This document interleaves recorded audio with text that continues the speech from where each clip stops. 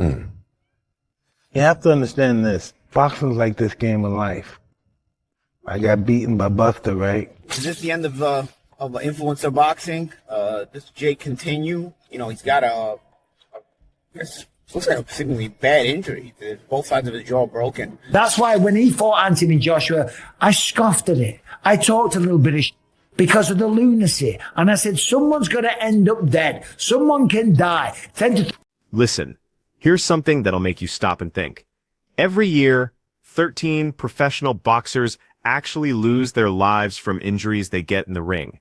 That's not just a statistic, that's families destroyed. So when Mike Tyson watched Jake Paul get completely demolished by Anthony Joshua, his reaction wasn't about entertainment or drama.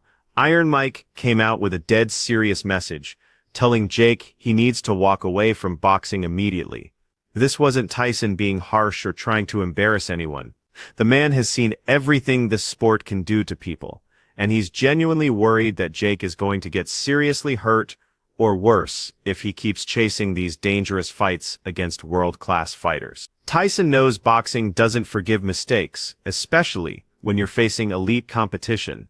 He's convinced it's just a matter of time before something terrible happens, if Jake doesn't step back and stop taking these massive risks for big paydays. Of Jake's injury, you have this issue now where he's got to recover, and honestly, coming from broken two sides of broken jaw is even worse, because to test it out, it's, you're not just chewing food or talking. Your jaw has to heal enough to take impact, to spar, to be able to actually box, and not just everyday life's usage of your jaw, like I said, to just chew and talk. So I don't know. That's why I was thinking, like, is this going to be the end of Jake, or because even if he comes back as a boxer, it'll probably could take a year, to be honest. Does he focus on his promotional company? I was thinking, the promotional company is probably one thing that I could always ride with. I never had criticism for it. Jake's promotional company, MVP. I think he's doing a lot of good things with his fighters, taking care of them, which is personally what I like. If fighters earn their money, and they should be compensated for it the right way, and a lot of promoters don't do that. But Jake has signed a lot of good fighters and compensates them very well, giving them opportunities and so on. So especially the women, but not just the women. Buddy of mine, Lucas Body's also signed with MVP. He's done well over there. So he's. I do like the promotional company. Will this maybe give Jake a chance to sort of double down on the promotional company, being that he's not going to be fighting, and put even more effort into the promotional company, and I don't know, just make this MVP platform an even bigger deal. I don't know. I don't know what you guys think, but the aftermath of that knockout has been brutal to witness. Jake reportedly suffered what doctors are calling a severe jaw injury, and the footage circulating online shows just how bad things really are. You can see him struggling to even open his mouth without obvious pain shooting through his face. When he tries to talk, every single word looks like it's causing him serious discomfort. This isn't some minor bruising that'll heal in a few days. We're looking at the kind of damage that completely changes how someone thinks about stepping back into a ring. Boxing experts and fans watching this whole situation develop are saying this proves exactly what people like Tyson have been warning about.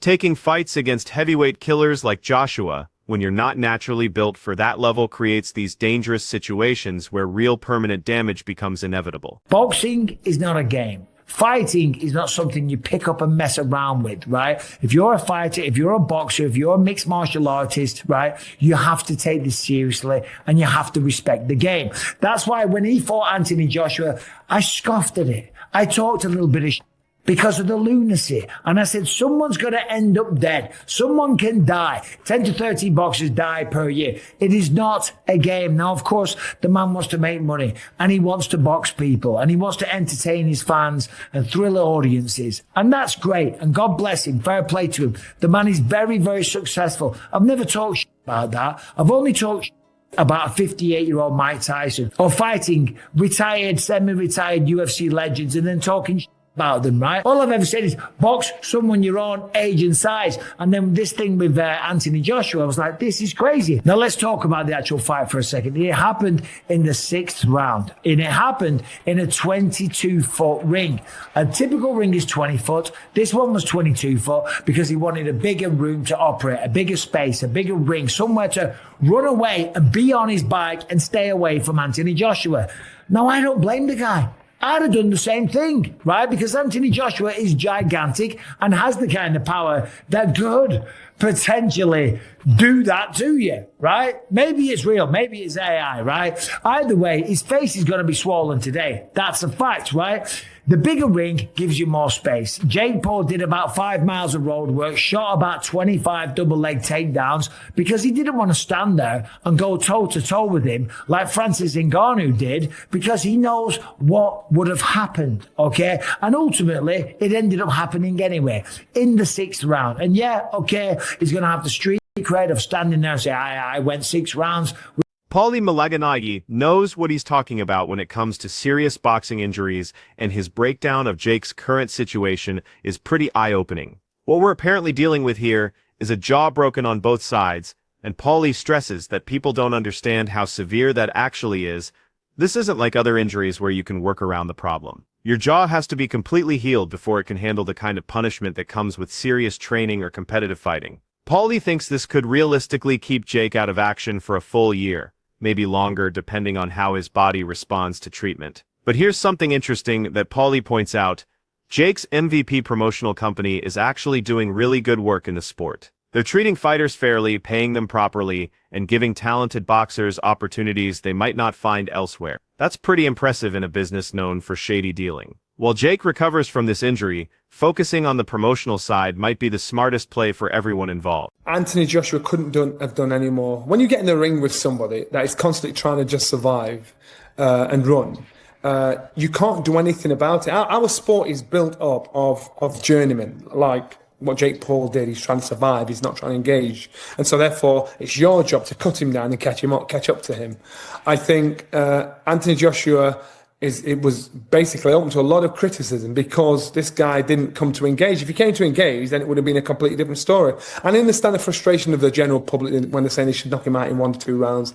I get that because Jake Paul has been brilliant at annoying and getting under the skin of everybody, which you really in our sport, if you can evoke emotion from the fans, you're doing a great job.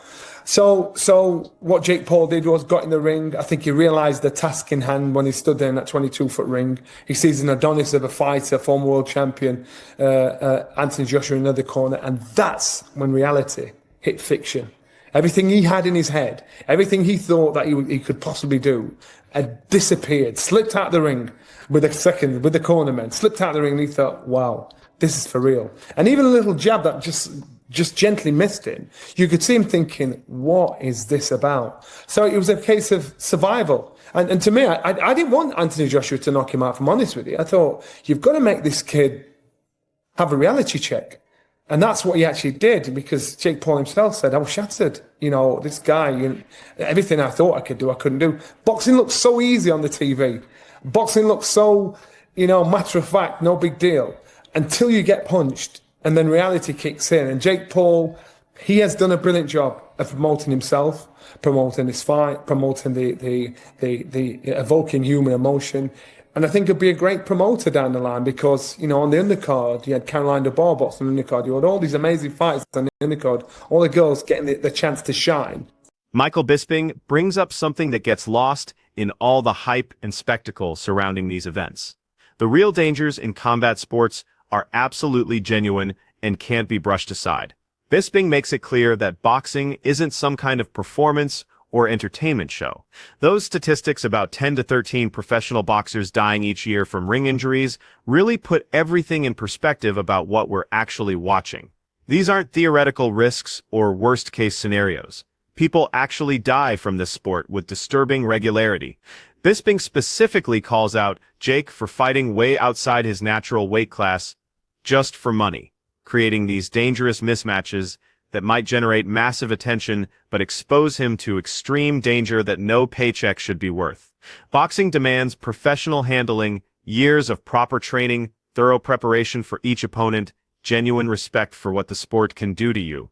Ignoring these basics can have life-changing consequences that no amount of social media fame or pay-per-view sales can justify. People can tell me is, oh, but Jake Paul made a lot of money.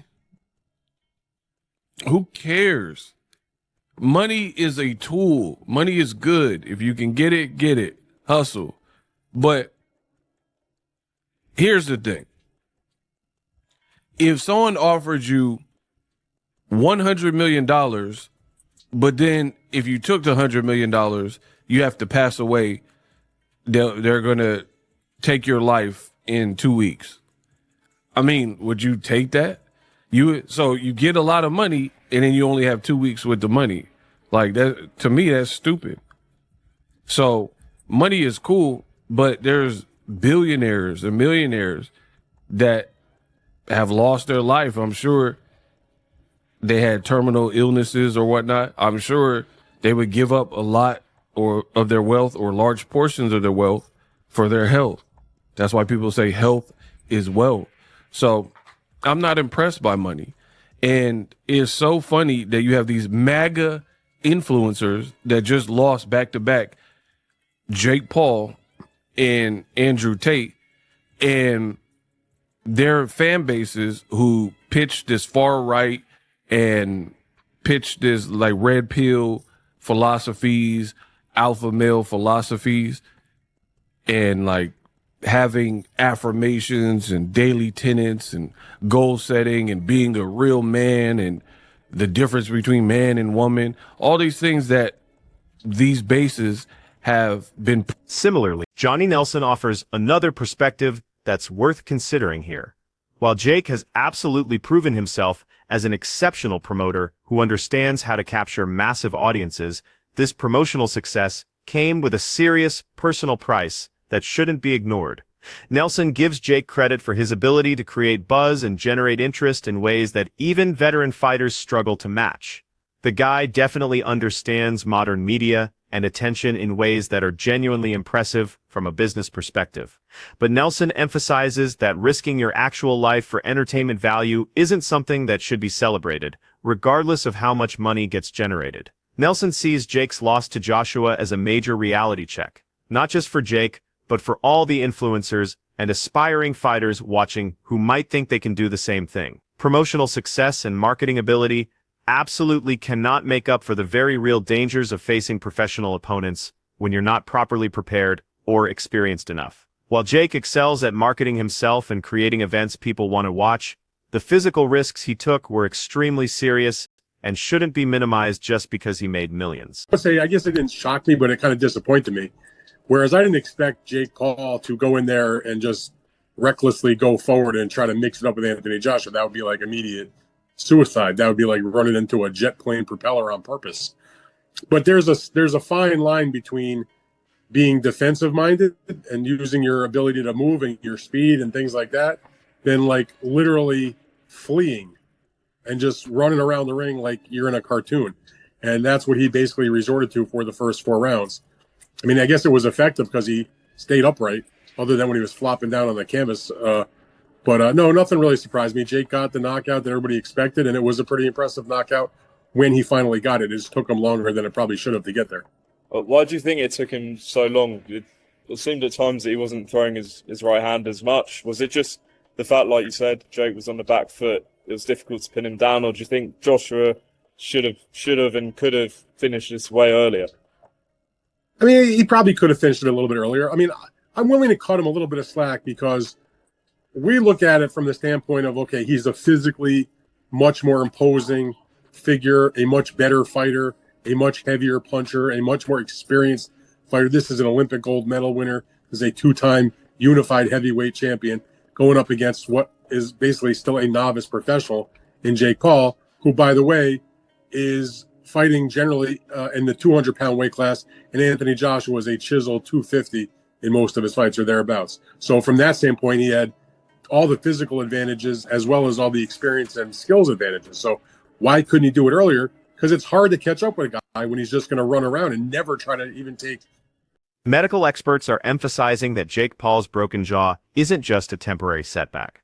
This is serious damage that could change everything about his future in boxing. The injury reportedly involves breaks on both sides of his jaw, requiring extensive healing before he can safely return to sparring or taking punches, without risking further damage. Doctors stress that injuries like this aren't just about everyday functions like talking or eating, although those are definitely affected.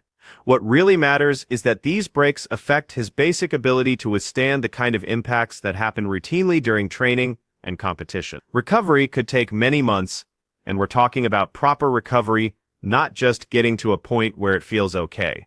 Rushing back too quickly because of financial pressure or impatience could risk permanent damage that affects him for life.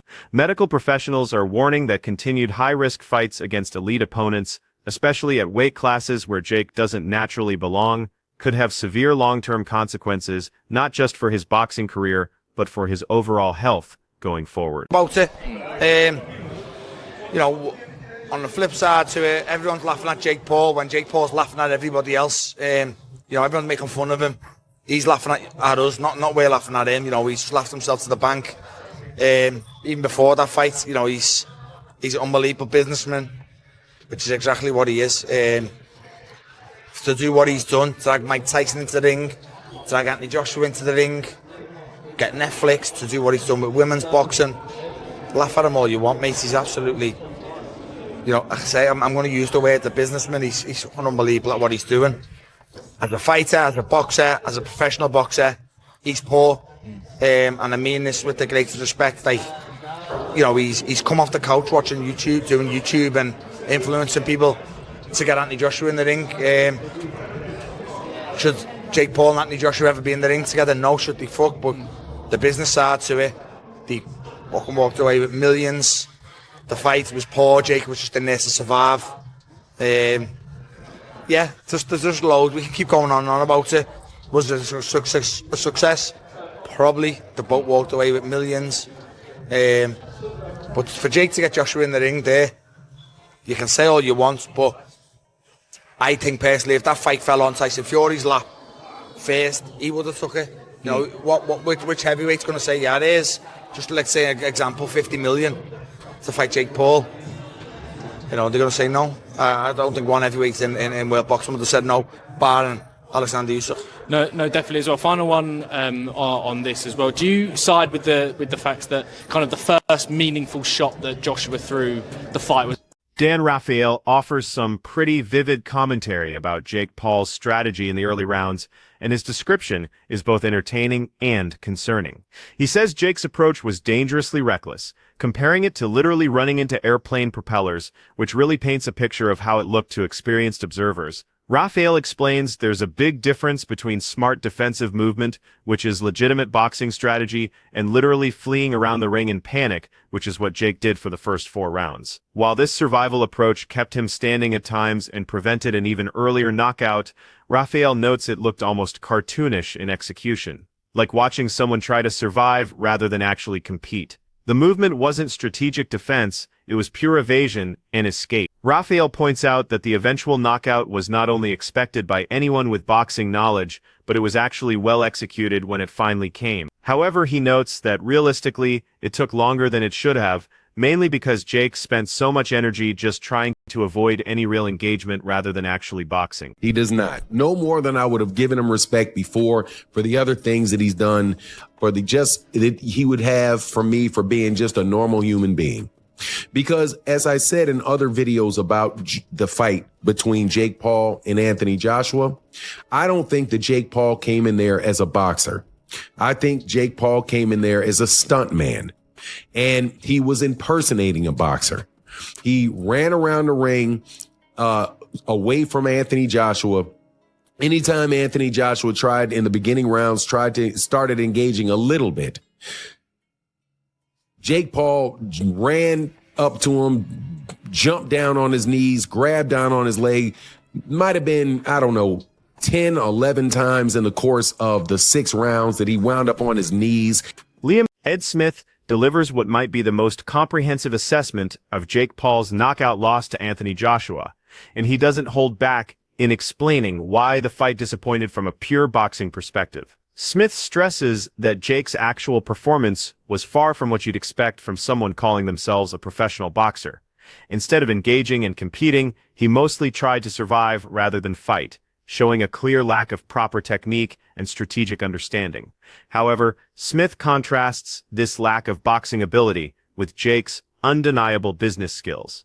He gives credit where it's due, highlighting Jake's incredible ability to pull massive names like Mike Tyson and Anthony Joshua into the ring, secure huge Netflix deals that bring boxing to enormous audiences, and generate serious attention for women's boxing, which has historically struggled for mainstream coverage. From a promotional perspective, Smith admits Jake is basically unmatched, with an ability to turn what could be just another boxing match into a multi-million-dollar event that captures global attention. However, Smith points out that despite all this financial success and promotional genius, the actual fight failed to deliver excitement or credibility in the eyes of serious boxing fans who know what real competitive boxing looks like. Jake's approach clearly shows that while he excels as an influencer and promoter with world-class skills in those areas, his abilities as an actual professional boxer remain limited, relying more on survival tactics than competitive performance or genuine boxing skill. We had the Mike Tyson fight. This year, we had the Anthony Joshua fight, but things went very, very differently for Jake Paul. His jaw is broken in two different places. He is on an all-liquid diet, and things didn't go quite as well for him as he thought they would, but he did make $92 million. The question becomes, is this the end of the Jake Paul era? Did watching him get beat that badly ruin future fights? Or is this exactly what was supposed to happen, and there will still be interest if Jake Paul fights a random 45-year-old that never boxed in his life? That wraps up today's breakdown. Catch you next time. Jake Paul reportedly suffered what some are calling a potentially career-ending injury after his fight with Anthony Joshua, and multiple observers say his performance was more stunt work than actual sport. These analysts say Jake entered the ring not as a serious competitive boxer ready to engage, but more like a stuntman mimicking boxing movements without fully committing to the actual fight. During the early rounds, Jake repeatedly ran from exchanges, dropped to his knees to avoid punishment, and desperately tried to grab and hold Joshua just to survive. He reportedly did this somewhere between 10 to 11 times over just 6 rounds. Despite managing to survive all 6 rounds before the knockout, which some might see as an achievement, critics argue his tactics were genuinely unsafe and completely unprofessional, putting his health at serious unnecessary risk. The repeated attempts to clinch, hold, and avoid real engagement illustrate a fundamental lack of boxing basics and strategic understanding. Experts have warned that continuing to fight this way, especially against elite fighters who are at the absolute top of the sport, could lead to catastrophic injuries that go well beyond a broken jaw. While some may praise his resilience for lasting as long as he did, boxing community experts stress that Jake's approach highlights the serious dangers of mixing entertainment-focused spectacle